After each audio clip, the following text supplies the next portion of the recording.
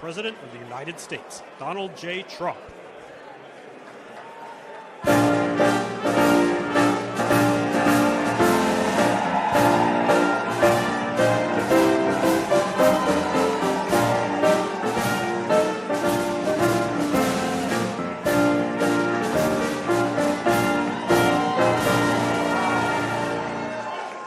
This is a nice full room. You know, we have a ballroom being built right now. So in about a year and a half, we'll be able to have about, I'd say, 10 times the number. You can invite some friends that couldn't make it today because, frankly, this was a sold-out crowd. Has been ever since I've been president. Every year it's been sold out. So a lot of great friends. Here's your knockout panel, okay, for those that are interested. See that curtain? You open that curtain, and it's a beautiful funnel right into the most beautiful ballroom. It's being built right now. So it's pretty, and they wanted it for 150 years. We're getting it done a lot. We're getting a lot of other things done, too. Well, I want to thank you all and welcome you to the White House on this very special occasion. It is indeed. I've been at every one of them, and we celebrate the 100th anniversary of Black History Month. That's a big deal. 100th. Wow, that's sort of special, the 100th. That's about as, like 150 is good, but 200 is better, right? 100 is better. I want to begin by expressing our sadness at the passing of a person who I knew very well. Jesse was a piece of work, I want to tell you. He was a piece of work, but he was a good man. He was a real hero, and I just want to pay my highest respects to Reverend Jesse Jackson. He's a good man. He was actually, as you got to know him, he got better and better all the time. A lot of people, you get to know him, they get worse and worse. Jesse got better and better.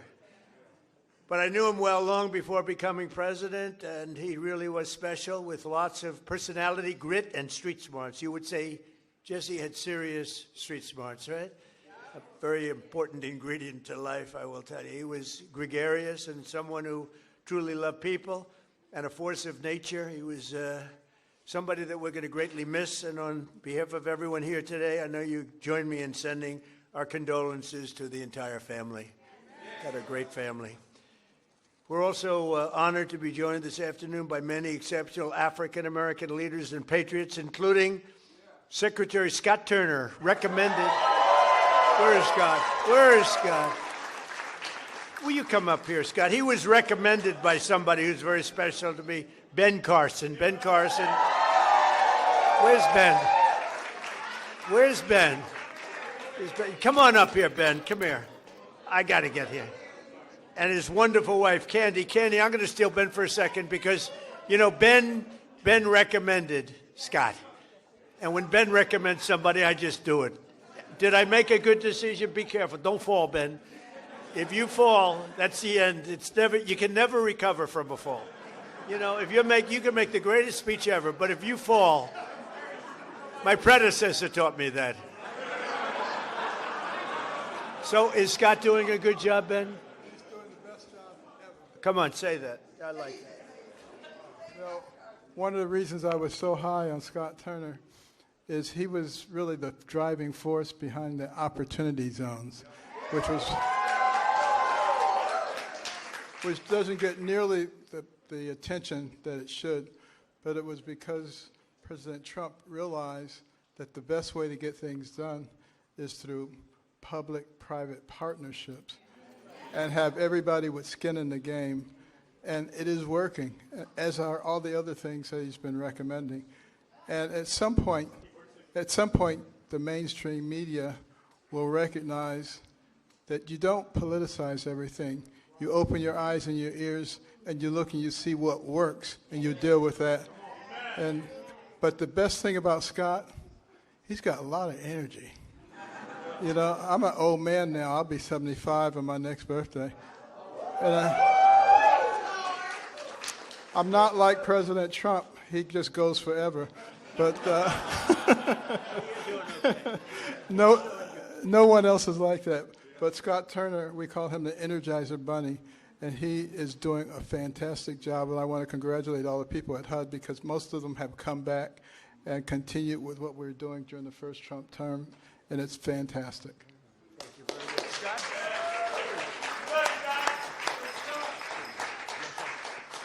Well, just very briefly, thank you, Mr. President. We are so grateful for your leadership and for your heart for America.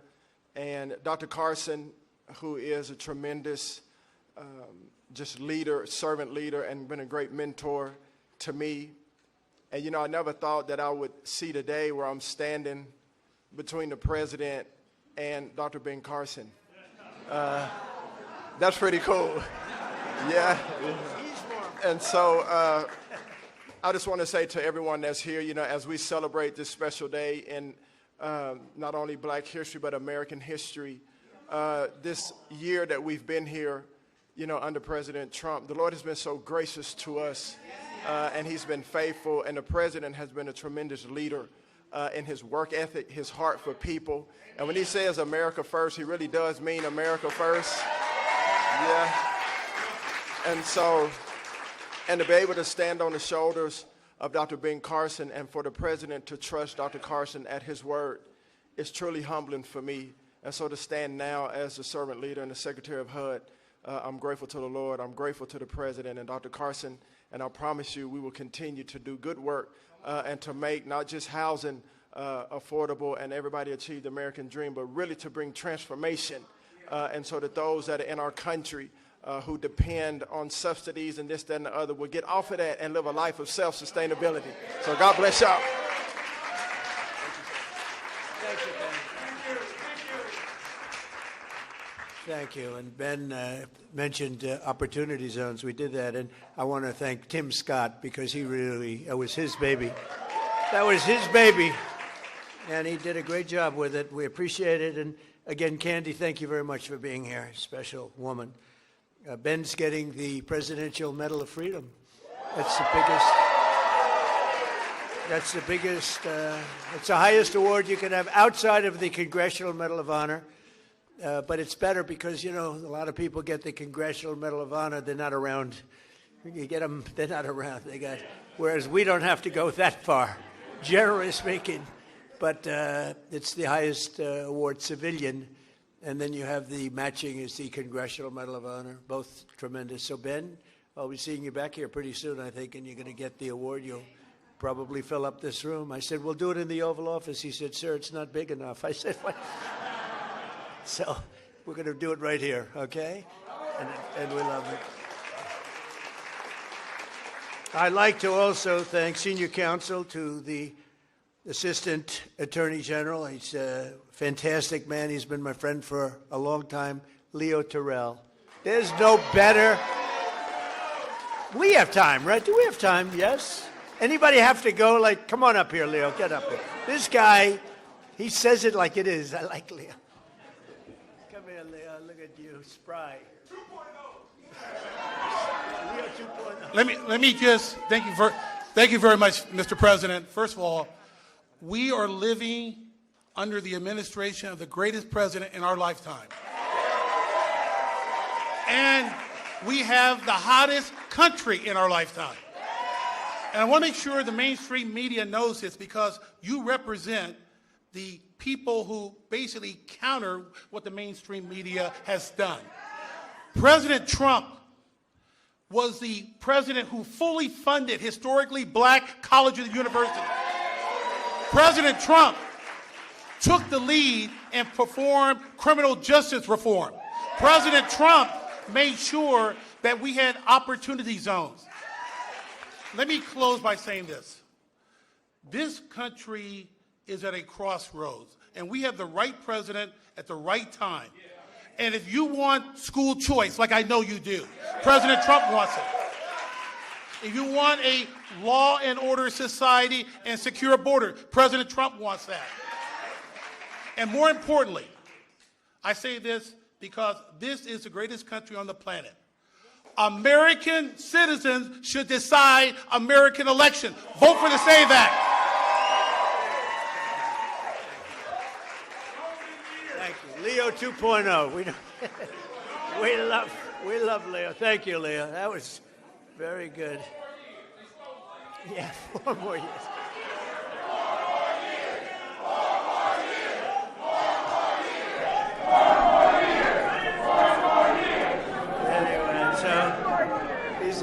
a special guy. I watched him on Sean Hannity a long time ago.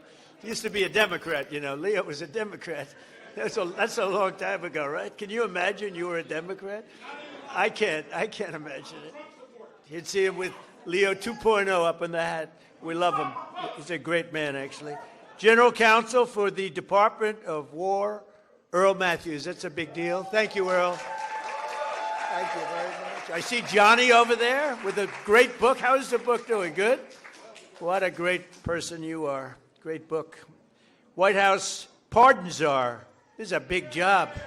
This is a big job. Alice Johnson. Alice? Where's Alice? What a sweetheart. I met Alice, and she was incarcerated for what some people would say today is not even a fine, right, Alice? It's not even a fine. And I said, how long has she been in jail? 22 years. I said, 22 years. And right, Alice? And come on up here, Alice. Come on up. I said, 22 years, and she was on a phone call. This was over a phone call. I know about fake phone calls too, Alice, you know, remember? They tried to get me in a fake phone call. But Alice was in jail for like 22 years. I said, how many years does she have left? 28. I said, 28 years left. And I said it, and I mean, she admitted she made a little mistake, but it was not the kind of a mistake that you serve 50 years in jail for. Like maybe a couple of months, maybe less than that. And I said, this is the most unfair. And then when I met her, I fell in love. My wife was very upset with it. Our great First Lady did not like that, Scott. It was so ridiculous. 22 years, she had 28 left. And I said, let's get her the hell out of here. We got her out. We did a commune. And then when I got to know her, she was so high quality. I said, full pardon. So she's cleaner than anybody in this room, even than my friend right here. She's cleaner. Because of that, she's cleaner than anybody in this room. Thank you, Mr. President. The feeling was mutual. I fell in love with this man, with his heart, with his heart for this country, with his heart to really bring America back to the form of greatness that it deserved. And that's exactly what he's done. My story is truly a Joseph story. This president right here, President Donald Trump, brought me from the prison pit to the White House. Only in America could there be a story like my story. And President Trump is the only president who would have had the courage to bring someone like me, someone who received a second chance, but who knows more than someone who has sit among the captives, than someone who has been in captivity themselves. I did not get comfortable in my own freedom, but I went back, as Harriet Tubman said she did. She went back to draw many others into freedom. And President Trump has listened to those recommendations. There's so much more to come, because when you see me, you see a miracle. You see hope. You see second chances. And you see someone who is willing to roll up their sleeves and do the work, do the hard work to help individuals gain their freedom. President Trump did something historic in his first term. He signed the First Step Act into law. And with that, over 40,000, and that number is low, over 40,000 individuals have come home to their families early. And you know, many of those were Black Americans who had no hope. This president right here, as you look out upon this sea of Black Americans, this president hears you. This president cares for you. Don't let anyone tell you that this president right here, Donald Trump, is not for Black America, because he is. I'm standing here today as a testament to how he feels about Black Americans. There has never been a position like this. I don't know if there ever will be before. but I worked with him in his first term, and I'm proud to now officially have the title to make it happen. Let's get real with the realness. Let's get behind President Trump, who truly has turned our nation around and made us the envy of every country in the world. Thank you, Mr. President, and thank you, God, for recognizing and raising up this man to be the leader of the free world.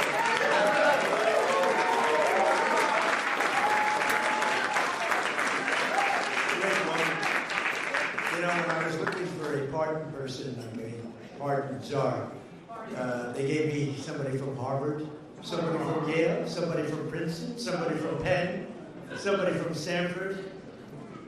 And I said, do you know anything about it? Well, we can learn.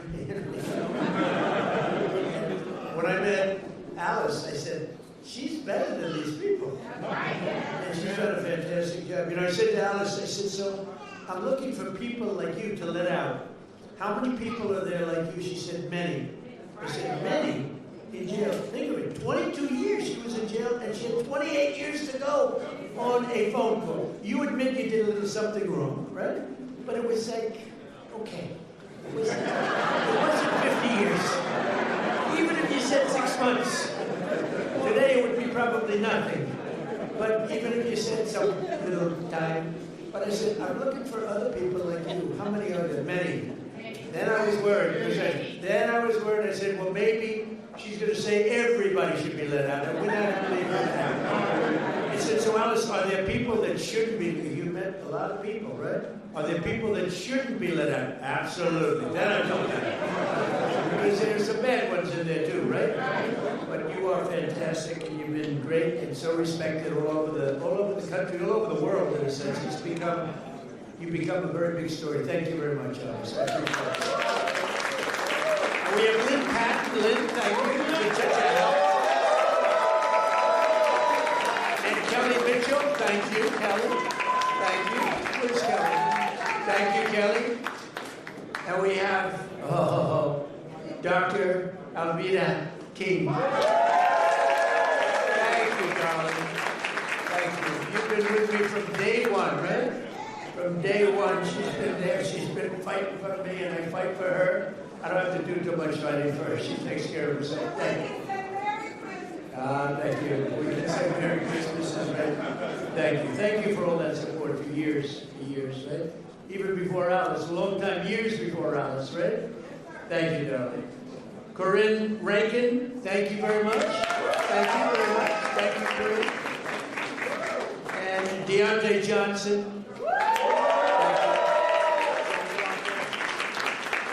And a man who's been with me for a long time, and he's never asked me for a thing. Bruce, thank you very much. Bruce and Bell. Thank you very much. I wasn't sure if I had your name down here, Bruce. I was going to mention you anyway. They did a job, finally. They always leave a lot of names out, and that bothers me.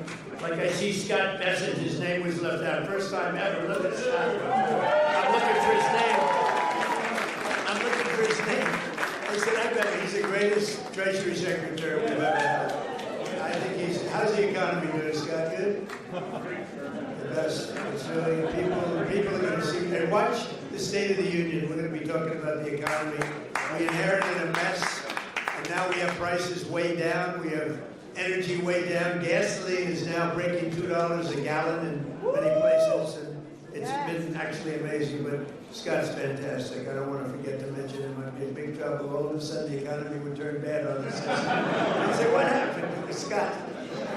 Thank you, Scott. And Secretary Lori Chavez DeRemer. Lori, thank you very much. Secretary of Labor, Assistant Attorney General Harmeet Dillard. How are you doing? How are you doing with Harvard? How are you doing with Harvard? You know, Harvard's extremely discriminatory, unfortunately, and it's working good. Harmeet is on their trail, right? Good. You keep doing that now. I like the historically black colleges and universities, which I saved Leo 2.0 said it, but which I saved. We saved them. They had no funding, and every year they'd come back, and I got to know some of the heads, and every year they'd come back, and after my third year, first term, they said, you guys keep coming back. Why do you keep coming back? I said, we have to come back every year. For years and years, they had to come back. And one of them said, one of the heads, a great guy, said, they make us feel like beggars. We have to come back. I said, I'm going to get you long-term financing, and I got it for them. And I said, the only bad thing, I'll never see you guys again. I haven't seen too many of them. But we took care of the historically black colleges and universities, right? And it was a great thing to do. And so many others are in the audience that are just friends of mine. So many. But if I introduce all of you, we'll be here a long time, and that's unacceptable. Not only are we celebrating the century of Black History Month, also, as you know, this year we'll also be celebrating the 250th anniversary of the nation's founding. The good thing, when they cheated on the election, they made me wait 4 years, and because I waited 4 years, I get the 250th year. I get the Olympics, which I was the one that got it, and I get the World Cup. So I got the World Cup, and I said, it's too bad. Before all this nonsense took place, I said, it's too bad. I got the World Cup to come here. Johnny, another Johnny, we got the World Cup. It was fantastic. The head of it, one of the great people. And I said, the only bad part is I won't be in office because my 4 years will be up. This would have been the more traditional route. And then they cheated on the election, and I said, now we won by someone. We won by millions of votes, but they cheated. It was during a COVID period, and they cheated. And we did it again, and we made it too big to rig. Too big to rig. And by doing that, I ended up getting the Olympics. I ended up being responsible for both of them. And we're going to have a great year, but we're going to have a great 3 years. We're going to have hopefully we're going to have a great century. Because that's all. We'll get it started.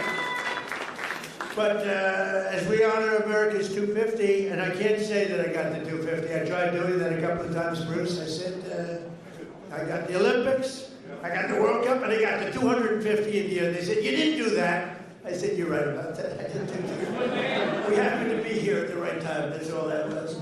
But we thank God for the strength and courage and grit and devotion of Black Americans who have helped make America the most powerful country in the history of the world we now have. And you saw that with our attack a few weeks ago on Venezuela. We have the greatest military in the world. We make the greatest equipment in the world. There's nobody even close. Nearly 10,000 African Americans fought for the patriot cause, the Revolutionary War. Did you know that? 10,000. It's actually a number I've heard even higher than that, helping secure our independence in every generation since, from the Buffalo Soldiers to the Tuskegee Airmen. Black Americans have stepped forward to defend the flag and to defend our country. Like few others, really, like few others. And you've never really been given the recognition that you should get for that. You know that, Ben? I don't think a lot of people have given the kind of recognition, but everyone knows all about the Tuskegee Airmen. They were great and amazing. The Buffalo Soldiers, do you know the Buffalo Soldiers? Good stuff, right? From jazz to the blues, that you do get recognition for. Jazz to blues, from rock and roll to rap, black artists like Chuck Berry, Muddy Waters. How about Nicki Minaj? I love Nicki Minaj. She was here a couple of weeks ago. She's so beautiful. Her skin's so beautiful. I said, you're so beautiful. Her nails are like that long.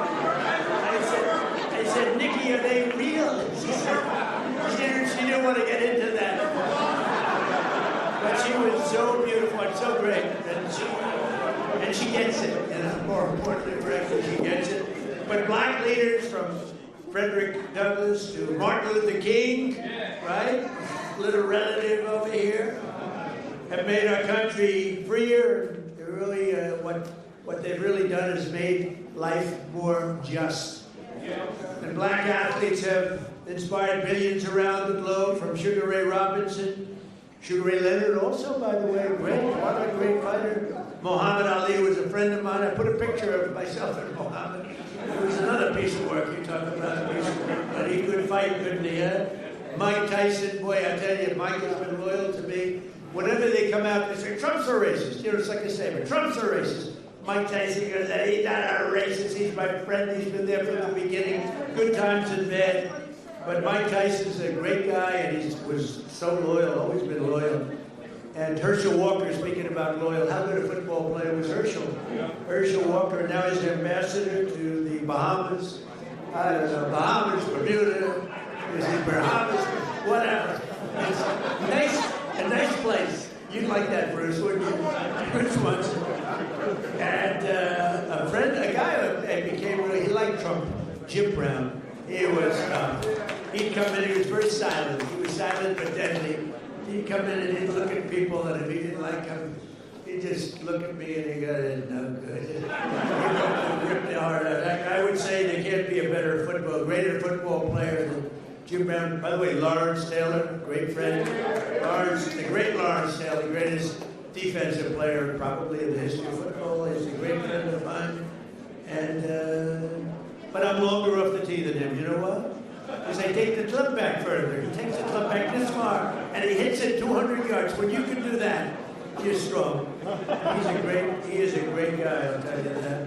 And all of this is a part of the legacy that we celebrated on July 4th, 2026, because Black History Month is really all about American history. And this is a big year. This is a big year for you. During my first term, I was honored to deliver unprecedented victories for Black Americans and all Americans, frankly, but Black Americans I single-handedly secured record long-term funding for. I told you, the historically Black colleges and universities. I created nearly 9,000 opportunity zones with our great secretary, and also I think we have to do, as I said before, Tim Scott really he came to me with that idea, and we put it into use, right, Scott? And I signed historic criminal justice reform into law. We got criminal justice reform. Just so you know, for 30 years, you, more than any other group of people, has been trying to get criminal justice reform, and they couldn't do it. And a group of people came to my office, and they asked me to do it. They couldn't get it. They needed 5 conservative votes in the Senate, and conservative was 5 conservative white votes in the Senate. And of the 5, all 5 of them were totally against, and I called them up, and they were great. They were great. And one of them was Senator John Kennedy, to be honest with you. He was not in favor of it, and I spoke to him, and he was 100%. He's a great senator, a great guy, and you know that he was a tremendous help. So we got criminal justice reform done and approved, and nobody thought it could be done. And it's no wonder that in 2024 we won more African American votes than any Republican presidential candidate in history. And just over 1 year ago, we had a dead country. We were a dead country. Scott just said it. We were dead as a doornail. We had an idiot as our president. We had a man that was not a president. Number one, he didn't win the election. He was not a president. Yeah, right. He was a real beauty, wasn't he? He allowed 25 million people into our country. Many of them should not have been here. Now we have, by the way, we went from the worst border in history to the best, by far, the best border. But I had the support of many people, Bruce. I had the support of many people in this room, and we got right now the hottest country anywhere in the world. King of Saudi Arabia told me that. He said, you were a dead country a year and a half ago. Now you're the hottest country. We're the hottest country right now anywhere in the world. And you're a big part of it. And you're a big beneficiary. I tell you what, take a look at your 401ks. Has anybody got a 401k that's lower than it was? Lower than it was a year ago? They're double. I mean, they are through the roof. The stock market has hit 53 all-time record highs since the election. And earlier this month, the Dow Jones Industrial Average rose above 50,000 for the first time ever. Right, Scott? First time ever. And also, you know, they don't talk about this. The S&P broke 7,000. So when I got elected, they said, For the S&P to break 7,000 within 4 years would be a great achievement for the president. And for the Dow Jones to break 50,000 would be a great thing, but it's not possible. They're talking about in 4 years. Scott, they said in 4 years it would not be possible to break 50,000 or 7,000 under these two very important, call them a metrics. And you know what happened? We broke it before the end of my first year. So we did something. So they said we couldn't do it in 4 years. We did it in 1 year. More Americans are working today than at any time in American history. So we have more Americans right now working than at any time. And you know, when I see this stuff, I get the fake news back there a lot of it. Thank you. I agree. Sometimes we have to be very careful because they actually know it's not pretty, Leo. We have to get Leo in the DOJ involved. But think of that, Leo, think of that. More Americans are working today than any time in history. And since I took office, African-American employment has increased by 182,000, the highest jobs. 182,000, nearly 500,000 black Americans have rejoined the labor force since we took office. 500,000 wages for workers have increased $1,000, $2,000, even $3,000, and even sometimes, in some cases, $5,000 a year. That's faster than inflation, so wages have gone up at a much faster clip than inflation. We took over the worst inflation in the history of our country. They say 48 years or 49 years. I said that, I said, inflation under Biden went up more than at any time in the history of our country. They said, he's not right about that. It's 49 years. I said, all right, I'll accept that. Actually, I think it sounds worse. I think for some reason, because when you say the worst ever, but when you say the worst in 49 years, I'll take that, right? The fake news got me in that one. I think I was right, by the way, but I'll accept 48 or 49 years. But for the first time in many years, 100% of all net job creation is going to American-born citizens. Think of that, 100%. And in the last administration, it was going mostly to illegal aliens that came in, many of them murderers and others. Last summer, we passed the largest working-class tax cuts in the history of our country.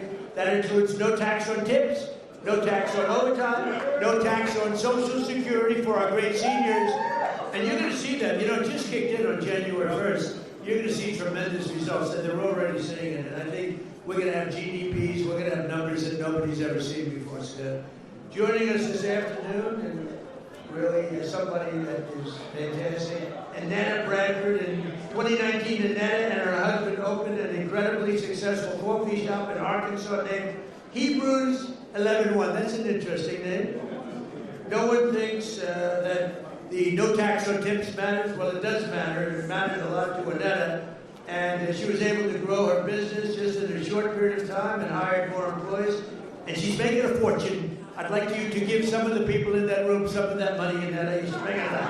Annetta, come in. Arnetta, where are you? Arnetta, come on up here, Arnetta.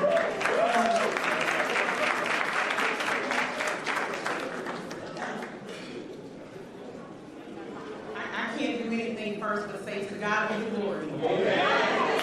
I have no business being here other than Him having me here. So, yeah, I'm not going to do it. I'm not going to preach. Myself. Thank you so much for inviting me and having me here. It's such an honor to be here today. Hebrews 11:1. People ask me all the time, why did I even open a business? Why did I even call it Hebrews 11:1? Hebrews 11:1 is my very favorite scripture.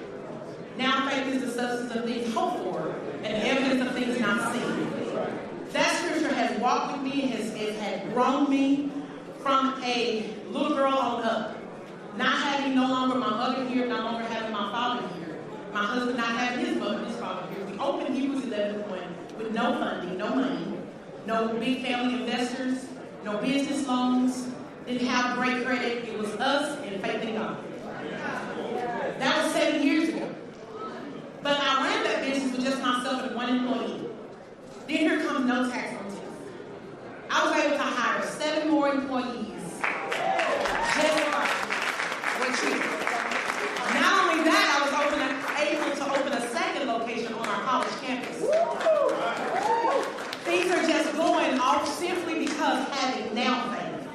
And so I love the fact of that scripture. Now, I say all of that as to, I'm trying to stick to my little written down thing that I wrote. I don't know how to do that. But as a small business owner, I understand how critical support is. I understand that you have to have the right people that make the right policies for us as small business owners. So No Tax on Tips has been an extreme blessing for me and my business. Not just mine, but I know so many people across the country. I know a lot of us don't want to talk about the good part of it. We only want to share the negative, but I'm here today to tell you you've done a great thing. Thank you for just loving on us and showing us that even in small town Hope, Arkansas, and I have got to say this, I have the best governor in the world. I don't only just call Sarah my friend, I call her my sister. And so that's why I am here today to just tell you that No Tax on Tips has been an amazing blessing for me. President Trump has been an amazing blessing for me. And at the end of the day, Jesus has been an amazing blessing for me. I love you guys and thank you so much. And I am a youth pastor, but I will not preach on today. I love y'all. Thank you so much.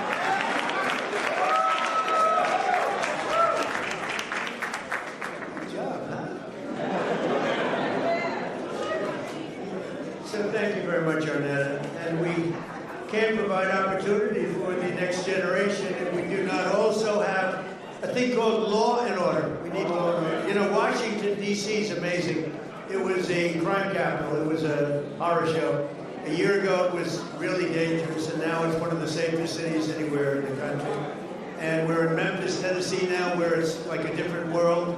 In 4 months, we've made it safe.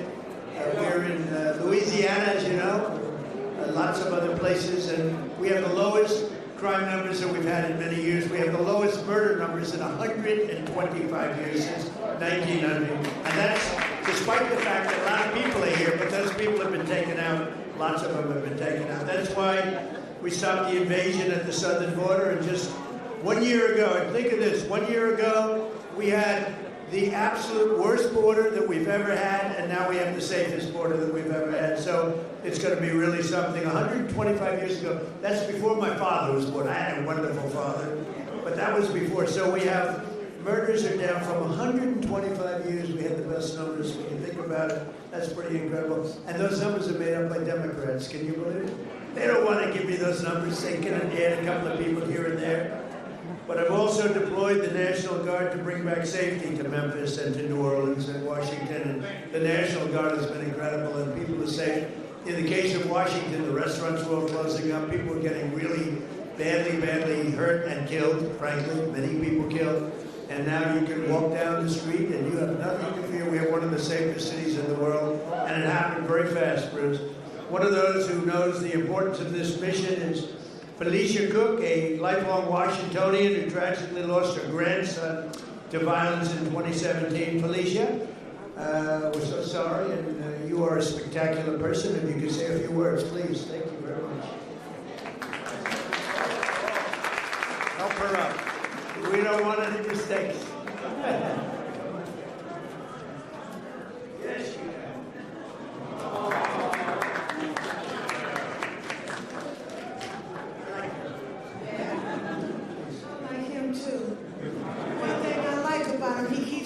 just like Grandma.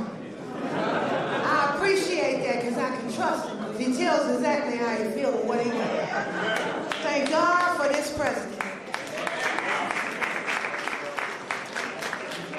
I am filled, my cup runneth over. Because he allowed his constituents, his people to come to my house to interview me to talk about the murder of my grandson. It seemed like nobody cared. I'm an advocate for murder. I marched. I rallied. I pulled out other families in the District of Columbia that had murders and did not have answers. Ooh. We marched and we rallied, and nobody heard me, Democrats. Get mad at me. Until this Republican sent his constituents, his people out there to interview me in my home. Have you ever heard of a thing? Then they invited me twice before Congress to testify for the beautiful bill that's going to change crime in the district. If you kill somebody, okay, You take a life, you do life. Just that simple. If you do a harsh time, you do harsh time. Just that simple. And if we need National Guard, and which we did years ago, he brought it on. I love him. I don't want to hear nothing you got to say about that racist stuff. And don't be looking at me on the news hating on me because I'm standing up for somebody that deserves to be stand up for. Get out the man's back. Let him do his job. He's doing the right thing. Back up off. And Grandma said it.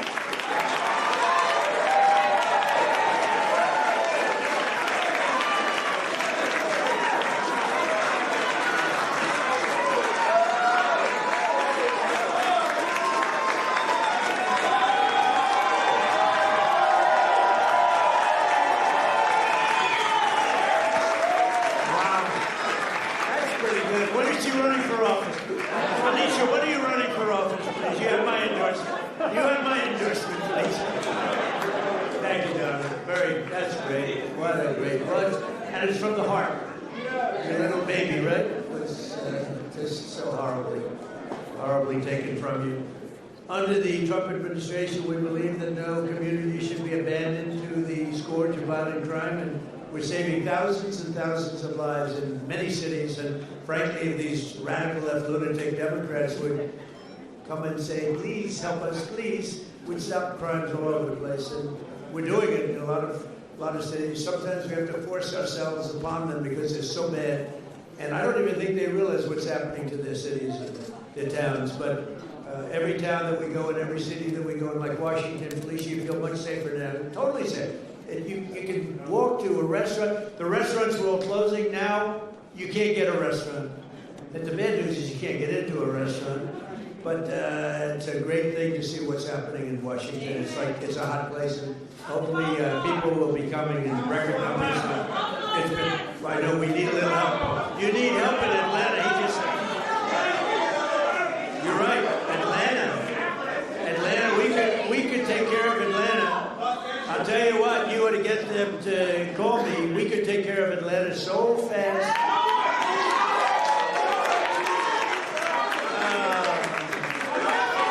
They don't want to call. They don't want to call because they don't want to admit it, and they'll never fix it themselves. Don't forget, we move people out. We don't just go in and be tough guys. We move people out. We take career criminals and we get them out. And we bring them back to the country from where they came. And think of it. 90% of the crime is caused by 2% of the people. So when you get the criminals out, you solve a lot of problems. Another way that we're fulfilling our duty to the next generation is the single biggest thing that's happened having to do with schools and education. It's called school choice, and our great, big, beautiful bill. Our beautiful bill, which really covers 4 years. We put it all together. That's why I call it the great, big, beautiful bill. This will help millions of African-American children and ensure that no child is condemned to a failing government or a horrible school. And we have a person here who's fantastic on this subject. Greta, would you please come up? Please, Greta, come on up. And her beautiful daughter.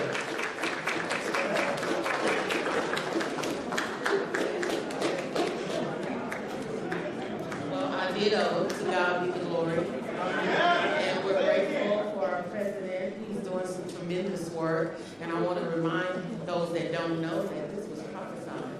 So you weren't supposed to have a second term when it came about. This is your season. And God said that it was going to be rough the first 2 years. And that things were going to happen with the last 2 years. And yes, you're going to see things. And so for that, we thank you. On behalf of all the mothers all around the world, I'm from Texas. I live in a zip code that I didn't have an opportunity to have a choice to go to school.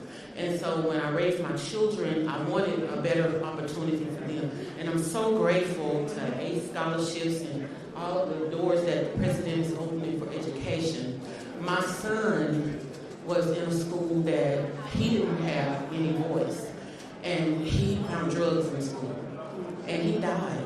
And so I'm here today to just show my appreciation for all the moms around the world. We have a choice now. This choice is so important to mothers. I have a child that, because I had a choice, she's in private school. She's thriving. She's thriving. She's going to be an anesthesiology nurse, and she's doing great. And ACE scholarships was a big part of that. Changing education changes everything. Changing education changes everything. In my zip code, it feels like we were locked in a cage. And being locked in a cage and we can't get out. And because of all of the things that we're doing for education, now we can get out and soar. Our children can have a chance to be prosperous, just like other children. And I think this is a great opportunity. So on behalf of all the mothers all around the world, I stand here and I give you the promise while you can still get them. Thank you. I appreciate it.